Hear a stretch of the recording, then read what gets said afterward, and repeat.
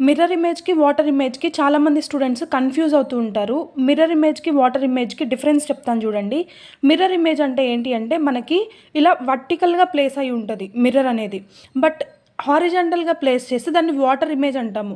Mirror ఇమేజ్‌లో ఏమవుతుందంటే ఇక్కడ లెఫ్ట్, రైట్ రివర్స్ అవుతాయి.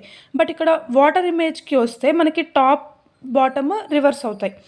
ఈ మిర్రర్ ఇమేజ్ గురించి చెప్తాను చూడండి. మిర్రర్ ఇమేజ్ అంటే ఏంటి అంటే ఇక్కడ ఏం డిస్కస్ చేసాము, ఇక్కడ వర్టికల్‌గా మిర్రర్‌ని ప్లేస్ చేస్తే లెఫ్ట్, రైట్ రివర్స్ అవుతాయని చెప్పాను గదా! ఇది లెఫ్ట్‌గా కన్సిడర్ చేస్తే, ఇది రైట్‌గా కన్సిడర్ చేస్తే ఎల్‌కి మిర్రర్ ఇమేజ్ ఏమవుతుంది? రివర్స్ అవుతుంది.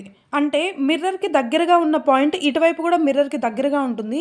మిర్రర్‌కి దూరంగా ఉన్న పాయింట్ ఇటువైపు కూడా మిర్రర్‌కి దూరంగా ఉంటుంది. అంటే మన ఆన్సర్ ఏ అవుతుంది. ఆన్సర్ తెలిస్తే కామెంట్ చేయండి. ఇక్కడ చూడండి, ఆల్ఫాబెటికల్ లెటర్స్‌లో మిర్రర్ ఇమేజ్‌లో చేంజ్ అవ్వని లెటర్స్ ఇవి.